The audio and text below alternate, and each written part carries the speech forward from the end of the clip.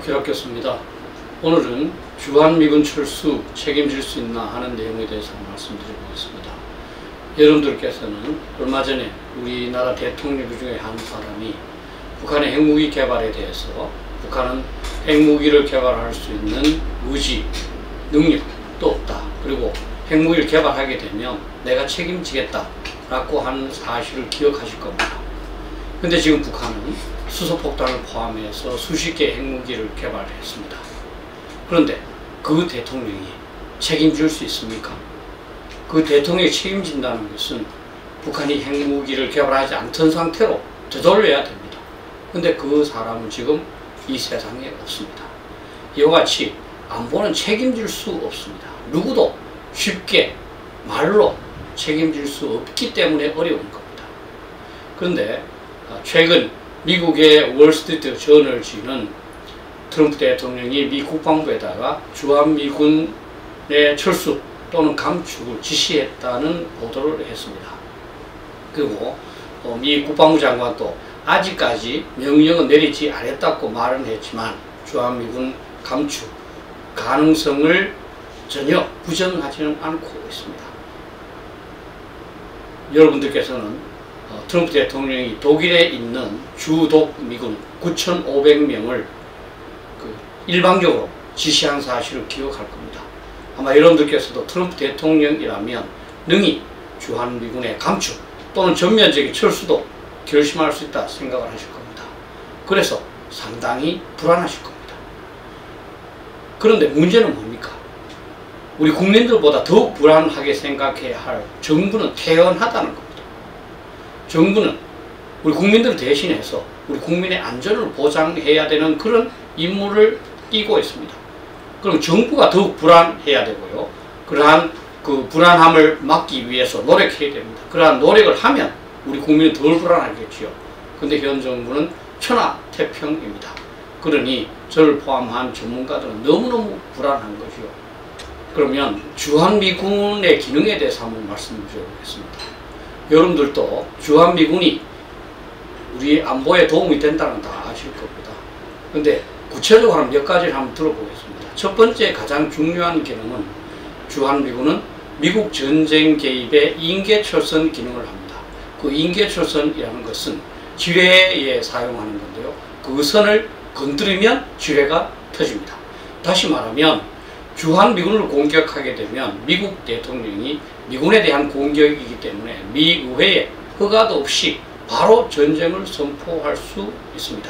그래서 북한이 주한미군 철수를 주창 요구하는 겁니다. 또 두 번째는 미군은 미 증원군이 우리 한반도에 조기 투입되기 위한 발판으로 기능하고 있습니다. 만약에 미군이 하나도 없는 가운데서 만약에 증원군이 온다고 해보십시오. 그러면 이 좁은 한국 땅이 어디에 들어오겠습니까?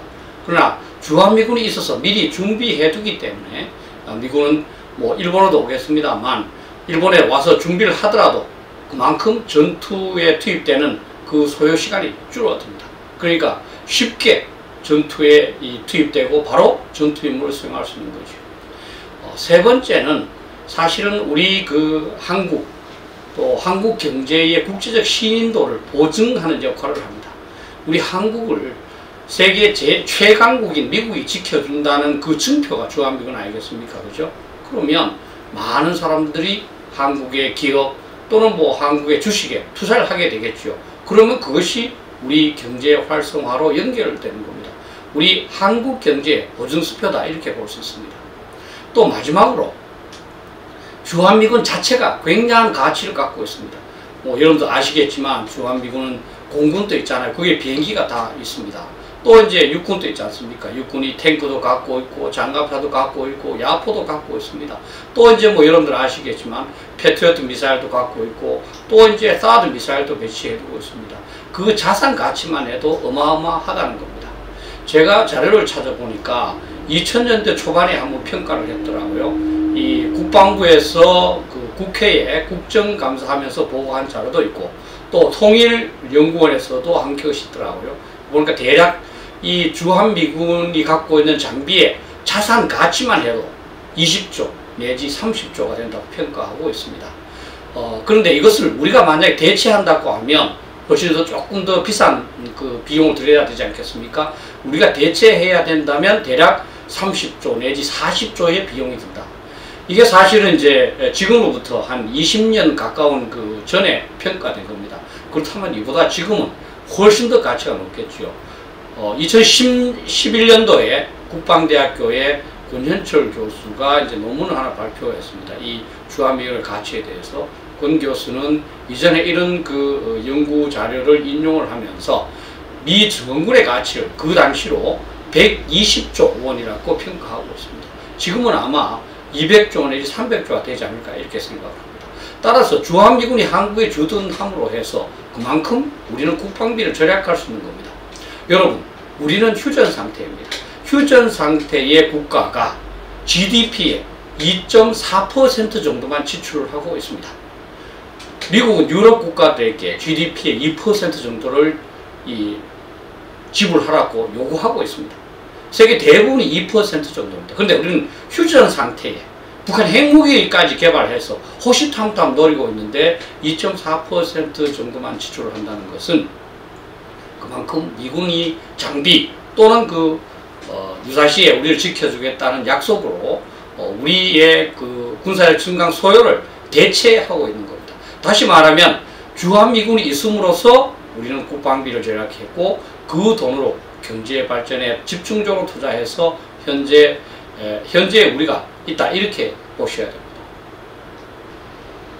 그런데 현 정부가 지금 걱정 안 하는 것을 이렇게 보면서 너무나 답답하지만 특히 현 정부의 주요 인사들 보면 어떻게 책임지겠는가 하는 그 참 너무나 불안한 마음이 듭니다. 현 정부의 주요 인사들 중에서 외교안보 특보를 하는 문정인 교수나 또 이제 정세현 평통 부의장이나 또 이제 송영길 그 의원 같은 사람들은 뭐 주한미군 철수해도 좋다, 주한미군이 지금 현재 소요보다 더 많다, 뭐 오히려 주한미군 철수를 바라는 듯한 그런 발언을 하고 있습니다. 근데 그 사람들이 우리 안보를 어떻게 보장할지 거기에 대한 어떤 방책을 전혀 말하지 않고 있습니다. 주한미군이 철수하면 예를 들면 우리는 힘이 들더라도 GDP의 10% 또는 뭐 20%까지 국방비를 증액해서 우리 자주방어가 되도록 군사력을 강화하겠습니다 라든지, 아니면 주한미군 철수하고 나면 일본하고 뭐 협력을 강화해서 미국 대신에 일본하고 하겠습니다, 또는 뭐 중국하고 하겠습니다, 또는 뭐 북한하고 이렇게 북한이 핵무기를 이렇게 없애도록 약속했습니다, 뭐 이런 게 있어야 되지 않겠습니까? 그런데 아무 보관도 없이 주한미군 철수해도 된다 이렇게 말하고 있습니다. 저는 그 사람들이 주한미군 철수를 바라는 것 같아요. 사실은 그분들이 우리 이 나라를 위해서 일하는지 사실은 의심스러울 때가 가끔 있습니다. 사실 이 중요 직책에 있는 사람들은 우리보다 더욱더 말을 신중하게 해야 됩니다. 그런데 그런 사람들이 이렇게 가볍게 말하고 있습니다. 그것은 사실은 우리 국민들을 굉장히 업수히 보는 것이지요. 그래서 여러분들께서는 진짜 당신들이 주한미군을 그렇게 또 이 한미동맹을 그렇게 가볍게 본다면 그 한미동맹 또는 주한미군 없이 우리 안보를 어떻게 보장할 것인지 그 보관을 제시해라 이렇게 좀 말씀을 해 주셔야 될 것 같습니다. 참 답답합니다. 현 정부 또는 주요 인사들이 주한미군은 절대로 철수 안 할 것이다, 뭐 중국 견제 때문에 우리의 필요가 아니라 미국의 필요에 의해서 주둔한다 이렇게 보시지만 실제 내용은 다릅니다. 실제 한미동맹의 역사는 주한미군을 철수하려는 미국의 움직임과 그것을 막는 우리 정부의 노력이 계속적으로 상충된 그런 역사였습니다. 여러분들께서는 2차 세계대전 이후에 일본군의 무장 해제를 위해서 주한미군이 우리 한국에 오게 되었고, 그리고 1949년에 철수했습니다. 그러자마자 1년 후에 북한이 6.25 전쟁을 발발해서 남침을 했습니다. 주한미군 철수는 바로 북한한테 전쟁해도 좋다는 신호가 되는 겁니다. 그래서 우리 선배들이 그렇게 반대한 겁니다. 여러분들 기억하시겠지만 닉슨 대통령은 1969년도에 닉슨 독트린이라면서 우방국의 방위는 우방국 스스로가 책임져야 된다 이렇게 이야기를 했습니다. 그러면서 주한미군의 전면 철수를 주장을 했습니다. 그래서 이것을 우리는 적극적으로 만류했습니다. 당연히 자주국방 노력도 했지요. 그럼에도 불구하고 그때는 미 2사단과 7사단이 함께 있었는데 미 7사단 2만 명이 철수했습니다. 3개 비행계도도 철수했습니다. 그래서 그 이전까지는 한 6만 2천 정도 되던 그 주한미군이 닉슨 대통령 시대에는 4만 1,000명 정도로 감축되었습니다. 두 번째 감축은 카터 대통령입니다. 바로 닉슨을 이었는데요. 카터 대통령은 대통령 공약으로 주한미군 철수를 포함시켰습니다. 그래서 여러분들 기억하시겠지만 우리 한국에 와서도 우리 한국이 그 지정하는 호텔에 묵지 않고 미군 기지에 가서 묵고 뭐 그렇게 했습니다. 이 카터 대통령도 주한미군 철수를 극력 주장했지만 우리 정부 그리고 또 이 미국에 있는 그 친한 인사들이 이걸 적극적으로 만류를 해서 대체적으로 한 그 3,400명 정도만 철수하고 말았습니다. 그리고 1989년에는 미 의회에서 철수를 요구했습니다. 그래서 미 의회에서는 넌워너 법안이라는 법안까지 통과해서 3단계에 걸쳐서 주한미군을 철수시키기로 했습니다. 이때도 우리 정부는 적극적으로 그 만류에 나섰고 그래서 결과적으로 한 7,000명 정도가 감축되었습니다만 그것을 중단시켰습니다. 따라서 이 미국은 항상 철수하고자 합니다. 왜냐하면 미국 입장에서 본다면 굳이 한국이 없어도 아시아 방어가 가능하거든요. 그것은 일본이 있기 때문입니다. 그래서 어떤 학자는 미일 동맹이 강할수록 한미 동맹의 가치는 줄어들고 주한미군 철수할 가능성이 높다. 그렇게 얘기합니다. 또 여러분들께서는 중국하고 대결하기 때문에 우리 한국이 필수적이지 않느냐 이렇게 생각하시지만 여러분들 지도를 한번 보십시오. 한국은 너무 중국에 가깝습니다. 따라서 중국의 미사일, 중국의 항공기가 바로 한국을 공격할 수 있습니다. 한국에는 주한미군을 공격할 수 있습니다. 따라서 여기는 미군의 주력 부대가 올 수가 없습니다. 경계부대 또는 전초부대로서의 역할만 할 수 있는 겁니다. 따라서 미일 동맹이 강력하다면 전초기지는 있으면 좋지만 없어도 상관없습니다. 우리가 GOP 또는 COP라고 그럽니다만 전투전초라고 군대 용어로 말합니다만 그것은 있어도 좋고 없어도 좋은 것과 마찬가지입니다. 그리고 지금 인도태평양 전략으로 미국이 중국을 봉쇄하지 않습니까? 그 봉쇄선이 과거에는 동북아시아였는데요. 이제는 인도를 포함해서 동남아시아 국가까지 굉장히 넓어졌습니다. 그렇게 봉쇄 범위가 넓어졌다는 것은 뭐겠습니까? 그만큼 한국의 상대적 가치가 낮아진다는 겁니다. 아마 중국 봉쇄를 위해서 미국에게는 동남아 국가들이 더 중요하고요. 그 다음에 인도가 더 중요할 겁니다. 그만큼 한국의 가치는 떨어진다고 봐야 됩니다. 제가 한 가지만 더 추가로 말씀드리겠습니다. 도그 벤도라는 사람이 있습니다. 미국의 케이토 연구소의 이제 연구원인데요. 이 사람은 계속적으로 주한미군이 철수돼야 한다고 주장하는 사람입니다. 그 사람이 이런 얘기를 합니다.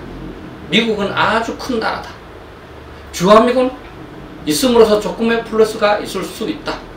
그러나 조금 마이너스 있다고 해도 큰 문제가 아니다. 미국은 큰 나라이기 때문에 주한미군 철수로 인해서 조금 마이너스 난다고 해서 크게 국익에 손상받지는 않는다. 따라서 이 한국에 대한 그런 의문을 갖는 것 자체가 갖는 위협, 다시 말하면 뭐겠습니까? 중국이나 러시아하고 전쟁을 할 수 있는 위협, 그런 위험을 고려해서 주한미군을 철수하는 것이 맞다 이렇게 주장하고 있습니다.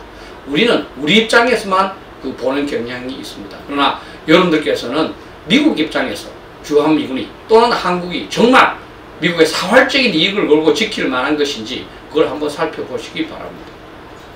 결론적으로 제가 당부드리고 싶은 것은 우리 건강과 마찬가지로 국가 안보는 만전지기를 강구해야 합니다. 여러분들 조금 아프고 열나면 바로 병원에 가지 않습니까? 왜 그렇습니까? 그냥 나을 수도 있습니다. 그러나 그것이 혹시나 암의 시작이 아닐까 이렇게 걱정하는 거 아니겠습니까? 그만큼 철저합니다. 국가 안보도 마찬가지입니다. 국가의 생존이 달려있잖아요. 따라서 철저해야 된다는 겁니다. 더군다나 지금 북한은 핵무기를 개발해 갖고 있습니다. 수소폭탄도 개발했습니다. 미국의 과학자연맹에서는 북한이 현재 35개의 핵무기를 갖고 있다고 그럽니다. 또 스웨덴에 있는 국제평화연구소에서는 북한이 60개 정도의 핵무기를 갖고 있다고 말하고 있습니다. 우리는 핵무기가 없습니다. 미국의 핵무기가 없으면 한반도에서 핵균형이 이루어지지 않고 북한은 핵무기로 우리 서울이나 대전이나 대구나 부산이나 광주나 이런 도시를 공격하겠다면서 위협하거나 실제로 공격할 수도 있습니다. 아무리 우리가 첨단의 미사일, 포병, 항공기가 있지만 핵무기는 대적할 수가 없습니다. 이러한 핵무기 위협하에 있으면서 한미동맹에 있어서 가장 중요한 주한미군이 변화되는 것을 가볍게 여기는 것은 너무나 위험한 처사다 이렇게 생각합니다. 감사합니다.